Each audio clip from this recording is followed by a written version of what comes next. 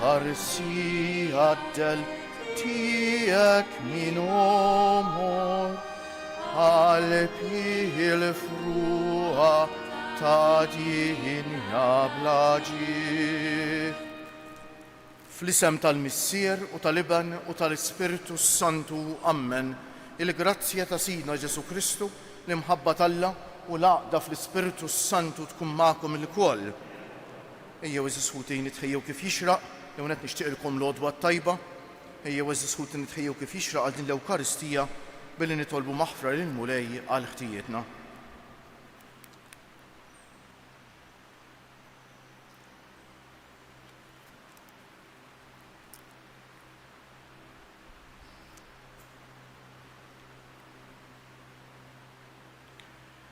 Inti t-triq waħdanija li twassalna ant il-Missier Mulej ħniena. Inti l-verità sħiħa li tmexxina lejn il-ġejt Kristu ħniena. Inti l-ħajja li bija ngħixu fejk Mulej ħniena. Iħenna għalina Alla li jista' kollox jaħfrinna dnubietna u wassalna għal ħajja ta' dejjem. Sejri noffru dan is-sagrifiċċju tal-Quddiesa skont l-intenzjoni tal-familja għat-tard. Nitolbu.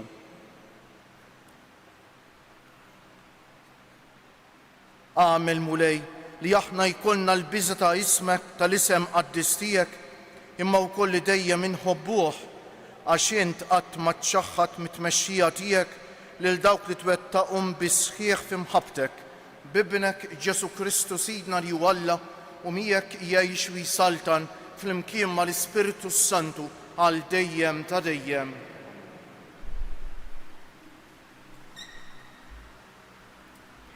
Għarim il-ktib tal-Ġenesi. Saraj Marta Abram ma wilditlux tfal u kella għaddejja Eġizzjana jisimha Hagar.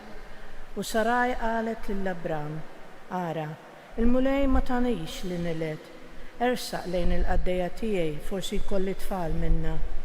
U Abram sama minn kliem Saraj, u Saraj Marta Abram qabdet lil Hagar il-qaddejja Eġizzjana tagħha 10 snin wara li Abram kien ilu jammar f'Kanan u ta' lill-Abram żewġa b'martu. U Abram resaq lejn Hagar u din tqalet u mal-intebħet li tqalet li l-sitta ma stmatix aktar. U Saraj qalet lill-Abram, int taħti għal-għajbi, jien tajtek il-qaddejja tiegħi fiħdanek u issa għaxrat li tqalet mhijiex tistmani aktar. Ħajamel ħaq il-mulej bejni u bejnek u Abram u jiġeb lil Saraj. Ara, il-qaddejja tiegħek fidejk, għamlilha li jidirlek li hu sewwa. Saraj aksita u l-oħra ħarbet minn quddiem għajnejha. U saba l-anġlu tal-mulej ħdejn għajn tal-ilma fid-deżert, l-għajn li hemm fit-triq ta' Sur, u qalilha, Hagar, għaddejja ta' Saraj, mnejn ġejja u fejn int sejra? U wieġbet, jien ħrabt minn quddiem sitti Saraj, u weġiba l-anġlu tal-mulej, erġa' lura lejn sittek u oqgħod għalija. U żied jgħidilha l-anġlu tal-mulej, jien inkattar fuq l-inkattar lil nislek u ma jingħadx għall-kotra. U kompla jgħidilha l-anġlu tal-mulej, arak, int tqila u tilet iben u ssejjaħlu Ismael għax il-mulej sama b'hemmhekk u hu ikun bniedem bħal ħmar selvaġġ, idu kontra kulħadd u id kulħadd kontrih u kontra ħutu kollha jammar.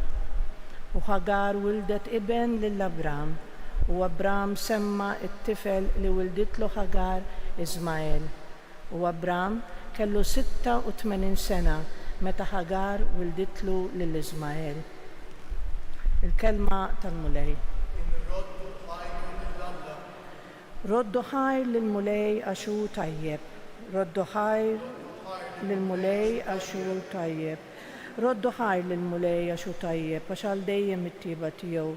Min jista' jsemmi l-emejja l-kbar tal-mulej jew isemmi t-tifħir tiegħu kollu.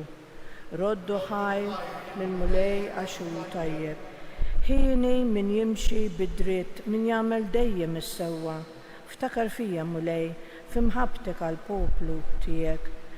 Roddu ħajl lil mulej għaxur tajjeb. Aħseb fija bis-salvazzjoni tiegħek biex nara l-ġid tal-magħżulin tiegħek biex nifraħ għal ferħ ta' ġensek u niftaħar mal-poplu ta' wiltek.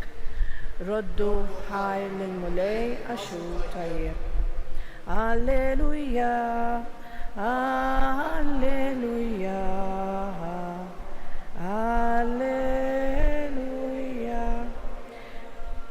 Jekk xi ħadd iħobbni ħares kelmti jgħid il-mulej u missieri jħobbu u aħna niġu għandu. Alleluja.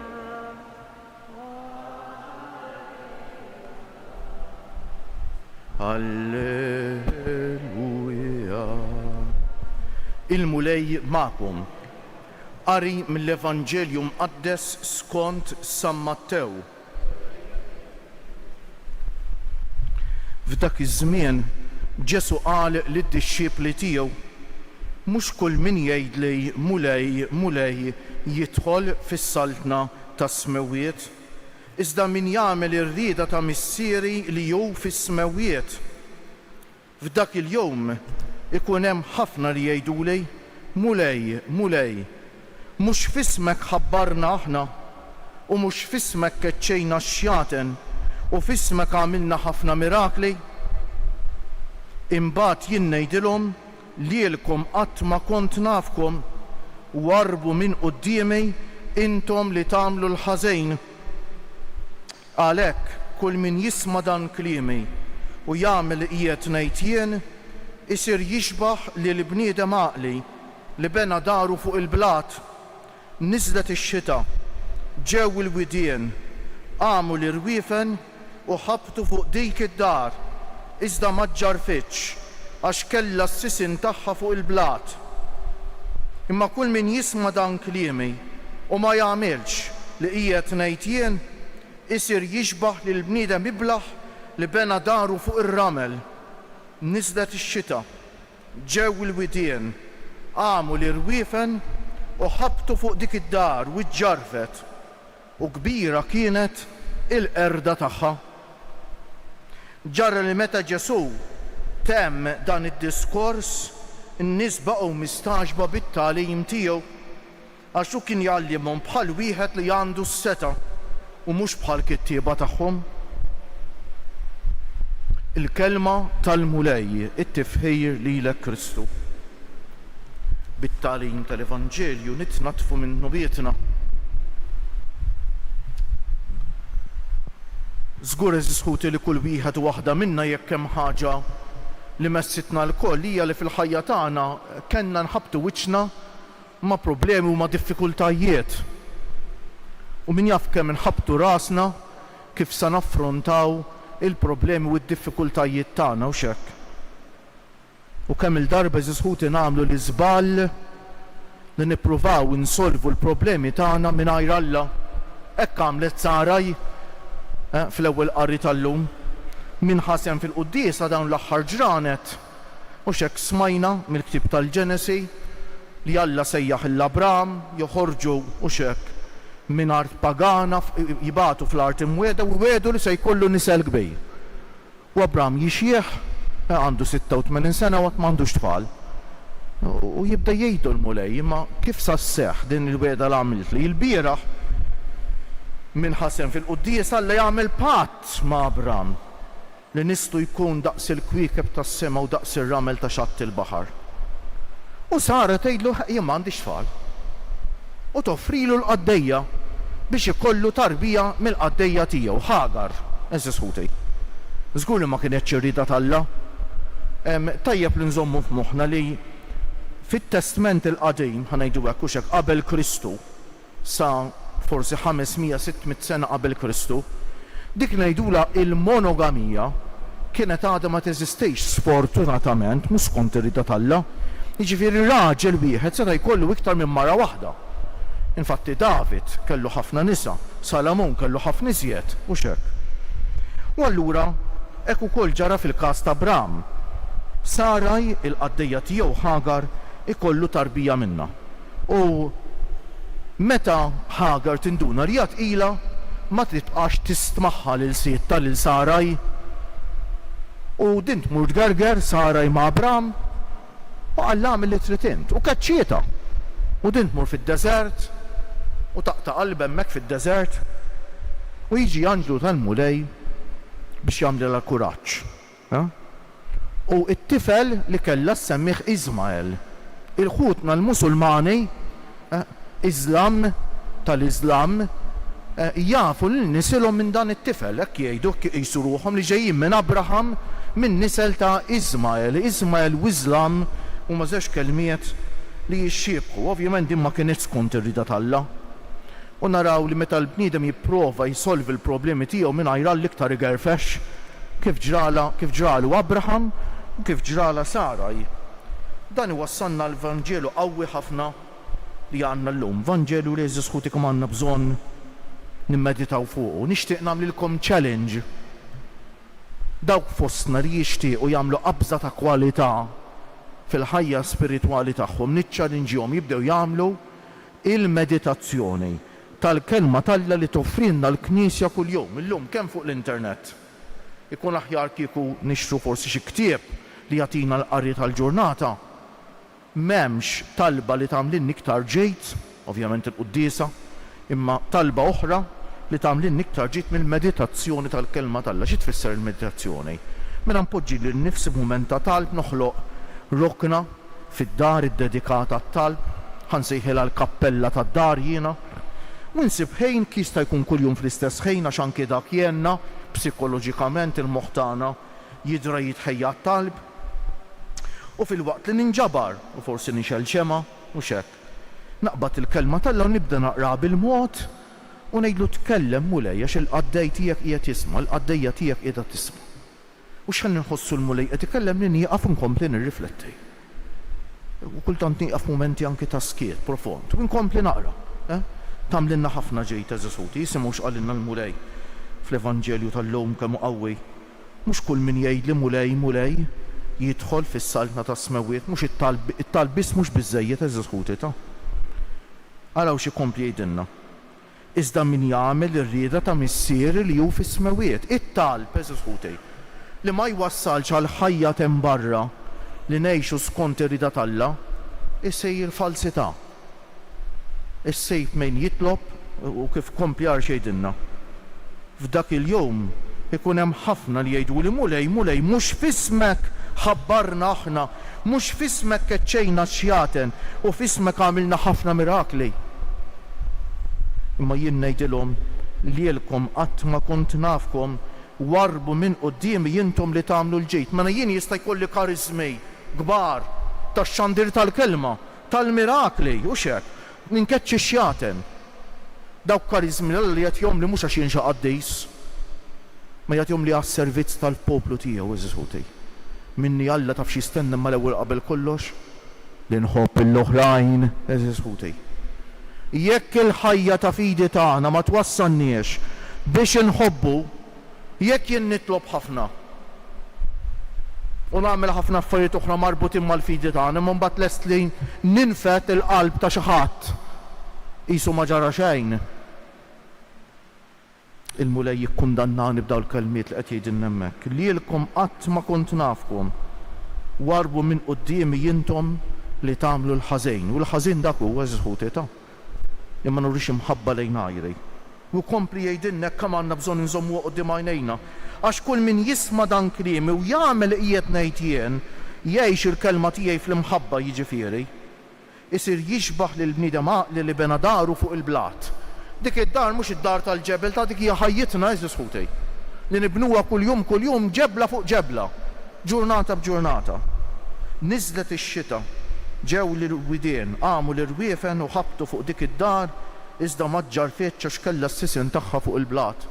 Minna x'kien jiġi l-mewġ tal-ħajja, x'kien jiġi dak li jħabbatna fil-ħajja, kien kunu bnejna darna fuq il-blati u fuq il-blata li hu Kristu.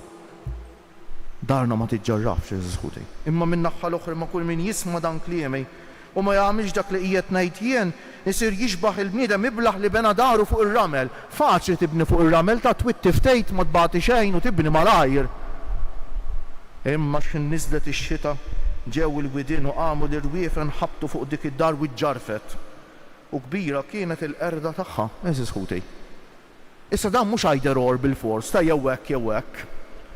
Xi drabi eżis ħuti fil-ħajja tagħna meta nkunu bnejna darna fuq ir-ramel, in-mulej jippermettihom il-widien u l-irwiefen, u x-xita u xek. Jippermettihom u jippermetti wkoll li naraw darna tiġġarraf, ħajjitna forsi ngħaddu minn xi esperjenza jibsa ħafna fil-ħajja tagħna. Tafu għalfejn?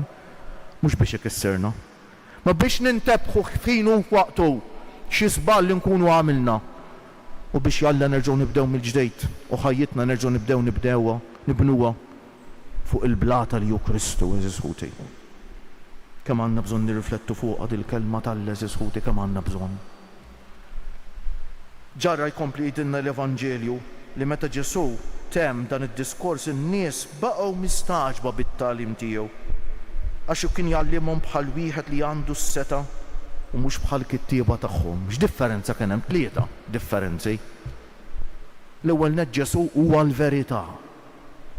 Ġesu x'in jgħallem għandu tont konvinzjoni profonda li dak li qed jgħid huwa l-verità li n-nies iħossuha din. Mhux qed jgħid l-opinjoni tiegħu Ġesu.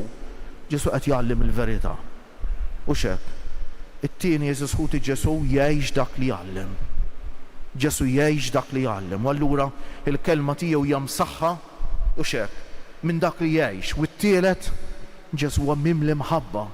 Ġesu l-kelma tiegħu wassala b'imħabba. U wassala marbuta mal-imħabba tiegħu eżis ħuti. Allura n-nies tħossu li għalkemm forsi dak li qed jgħid jiċċalenġjahom u anqalhom, imma dak qed jagħmlu imqanqal mill-imħabba kbira. Ejjew eżis ħuti. Din il-kelma tal-la tant qawwija tal-lum, ma kien ħeġġixkom erġgħu waqrawha, fittxuha u erġgħu waqrawha u mmeditawha u nżommuha f'moħħna u nħallula tiċċalenġjana fil-fond ta' moħħna u qalbna. Kieġobkom qumu bil-wieqfa. Ħuti, jekk il-mulej ma jibnix id-dar, għal xejn jitħabtu l-bennejja. Nitolbu lill-Alla jagħtina l-qawwa biex nibnu darna fuq is-sod. Ngħidu għalhekk tkun il-kelma tiegħek mulej il-qawwa tagħna flimkien. Għal poplu talla sabiex l-ubbidjenza għall-Evanġelju tkun il-pedament tal-missjoni tiegħu fid-dinja. Nitolbu tkun il-kelma tiegħek mulej il-qawwa tagħna għal dawk li qed ifittxu l-verità sabiex ix-xewqa li jirrealizzaw irwieħhom tressaqhom lejn Kristu. Nitolbu tkun il-kelma tiegħek mulej għal miż-żewġejn sabiex jibnu l-għaqda ta' bejniethom fuq il-grazzja tas-sagrament li rċevew u fil-li jfittxu li jkunu dejjem iżjed magħquda fir-ruħ u fil-ġisem u biex iżommu lil Ġesu dejjem iċ-ċentru tar-relazzjoni tagħhom u tal-familja. Nitolbu tkun il-kelma tiegħek mulej il-qawwa tagħna għalina hawn miġbura sabiex nibnu l-futur fuq il-Kristu preżenti fil-kelma tiegħu u fl-Ewkaristija. Nitolbu tkun il-kelma tiegħek mulej il-qawwa tagħna. Eżis ħuti jew nitolbu għal paċi fid-dinja. Nitolbu għal ħutna l-anzjani, il-morda, il-persuni bi bżonnijiet speċjali, dawk li jieħdu ħsiebhom, dawk li jitolbuna nitolbu għalihom, dawk li jeħtieġu t-talb tagħna ma ninsew qatt lil ħutna li għaddejjin minn xi mument mudlam fil-ħajja, minn xi mart mentali, minn xi depressjoni. Ħutna li forsi ma jħossuhomx maħbuba biex isibu min iħobbhom, min jurihom l-imħabba tal-Alla eżis ħuti. Illum il-ħamis ma ninsew qatt il-ħamis eżis ħuti Ġesu ngħidulu grazzi tal-li tajtna l-quddiesa l-Ewkaristija, l-ikbar rigal li stajt tagħtina x'tajtna lilek innifsek. Nitolbu għall-qdusija tas-saċerdoti tar-reliġjużi u tal-missjonarju wkoll, għall-vokazzjonijiet u għall-familji tagħna. Fiskiet nofru t-talba tagħna lill-mulej.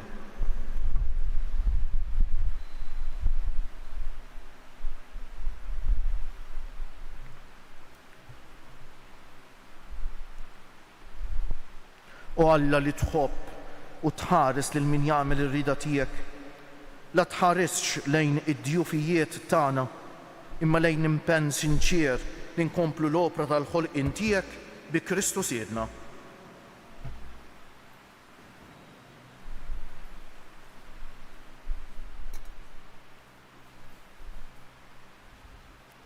Imbierek int mulej Alla tal-ħolqien kollu għax fit jubitek tajtna li ħobs li qegħdin noffrulek frott tal-art u xogħol il-bniedem li minnu jsir għalina l-ħobs tal-ħajja.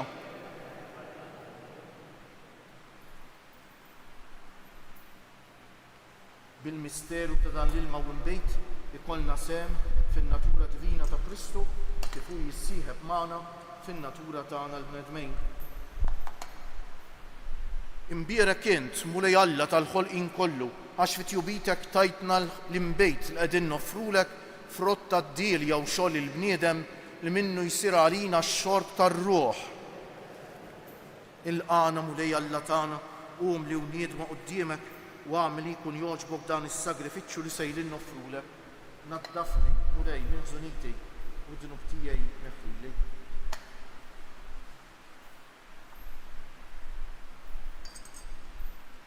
Itolbu ħuti biex is-sagrifiċċju tiegħi u tagħkom ikun jogħġob l-Alla l-Missier jista' kollox.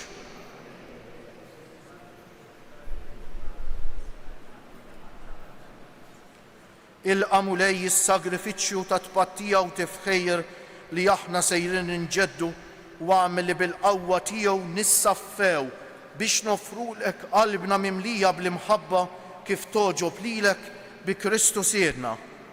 Il-mulej magħkom, nerfew lubna l-fuq, niżu ħajr lill-mulej Alla tagħna. Sewwa u xieraq tas-sew mulej, missier għaddejs, Alla ta' dejjem li tista' kollox, tajjeb u taġid tas-salvazzjoni tagħna li dejjem u kull imkien inroddulek ħajr bi Kristu sirna. Faqda ta' mħabba niftakru fil-mewt tiegħu, fidi ħajja nistqarru l-qawmien tiegħu u b'tama sħiħa nistennewh jiġi fil-glorja. Għalhekk mal-qaddisin u l-anġli kollha infaħruk u intennulek bla qiegħda. Għaddejs, għaddejs, għaddejs, mulej Alla tal-eżerċti, is-smewiet u l-art mimlija bil-glorja tiegħek. Osanna fil-għoli tas-smewiet, imbierek minn ġej f'isem il-mulej, osanna fil-għoli tas-smewiet. Għaddejs tas-sewint mulej, inti l-għajn ta' kull dusija, għaddes għalhekk nitolbuk dawn l-offerti bil-barka tal-Ispirtu tiegħek biex isiru għalina l-ġisem u d-demm ta' Sidna Ġesu Kristu li meta kien sejjinata biex minn rajħibati ħal ħobż, radd il-ħajr, qasam, tal id-disċipli tiegħu u qal: ħudu u kulu il-koll minn dan, għax dan huwa ġismi li jingħata għalikom.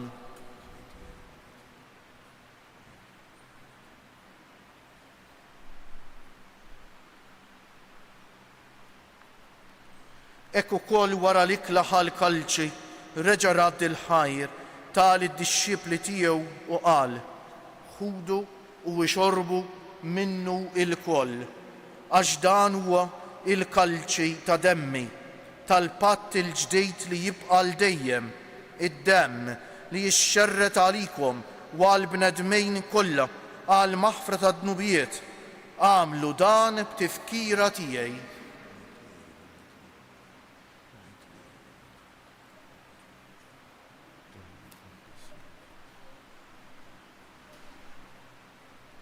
Danu l-misteru tal-fidej, inħabbru l-mewt tiegħek mulej, nxandru bil-ferħ l-qawmin tiegħek, nistennewk sa ma tiġi fil-glorja.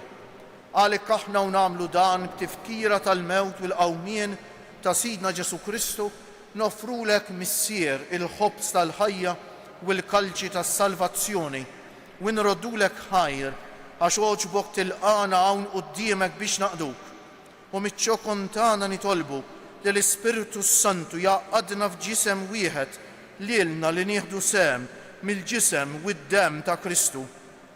Ftakar mulej fil-Knisja tiegħek imxerda mad-dinja kollha wettaqa fl-imħabba fl-imkien mal-Papa Ljun 14, mal-Isqof tagħna Anton, mal-Isqfijiet u l-Ministri kollha tiegħek u mal-poplu kollu li inti ksibt għalik. Ftakar ukoll fħutna li raqdu bit-tama tal-qawmien, ftakar fil-mejtin kollha, daħħalhom quddiemek fid-dawl tas-sebħ tiegħek.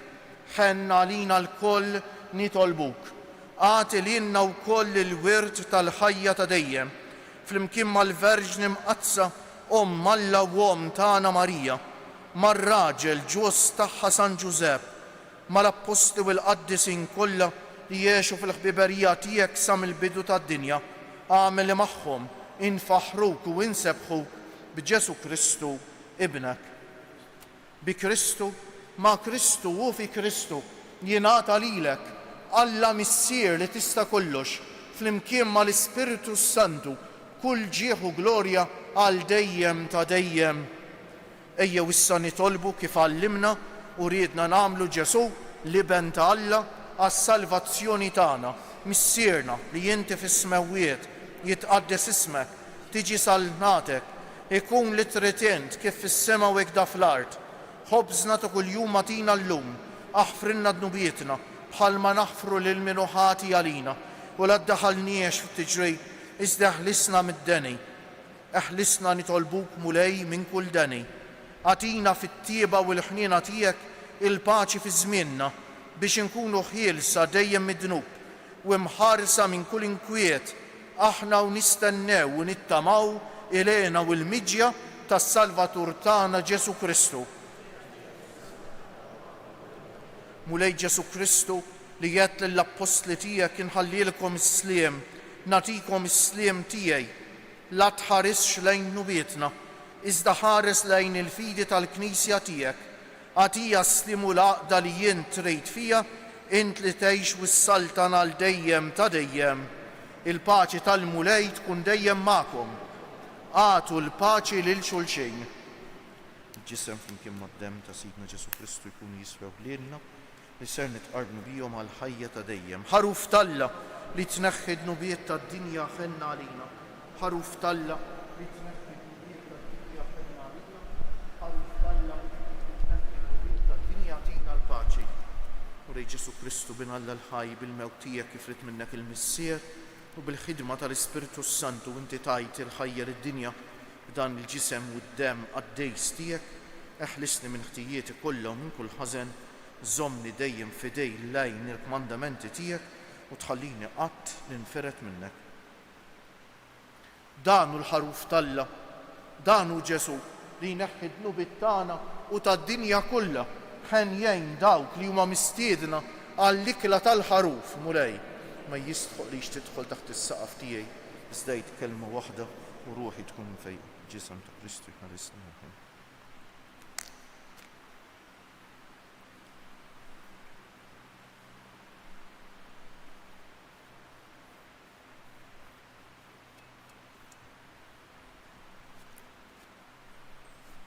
Dem ta' Kristu jħarisni ħajja ta' dejjem.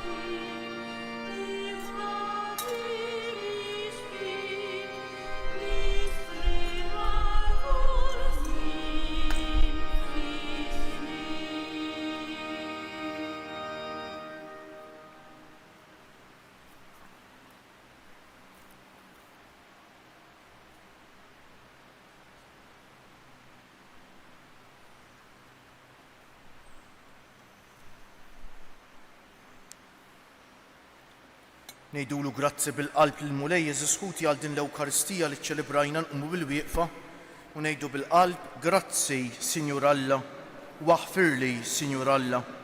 Grazzi Sinjur Alla, waħfirli Sinjur Alla. Grazzi Sinjur Alla, waħfirli Sinjur Alla. Nitolbu. Int mulej jiġġeddidna u tajjixna bil-ġisem qaddejs u d-demm għażiż ta' ibnek, fil-ħnina tiegħek nitolbuk biex niksbu għal dejjem fis-sema il-fidwa li bla qiegħda niċċelebraw bil-qima f'dawn il-misteri qaddisa bi Kristu sietna. L-ewwel qed infakkarkom eżiskuti li għada il-ġimgħa hija s-solennità għażiża tal-qalb imqazza ta' Ġesu u għalhekk kemm tkun ħaġa sabiħa li kull min jista' jieħu sehem fil-quddiesa. Maħniex obbligati, ma min iħobb ma joqgħodx iqis biss dak li tkun obbligatu x'hekk. Nagħmlu xi ħaġa ekstra mhux lil Ġesu ta' wara kollox għalina. Imma ejjew niftakru fil-qalb ta' Ġesu dik il-qalb li tant ħabbet lid-dinja u li għadha niċċelebraw is-solennità tagħha. Ħanejdu 3 Ave Marijiet f'ġieħ 3 ijiem lill-ġisem tal-Umtana Marija dan fil-qabar. Sliem għalik Marija bil-grazzja mimlija l-mulej miegħek, mbierka inti fost in-nisa u mbierek il-frott tal-ġuf tiegħek Ġesu.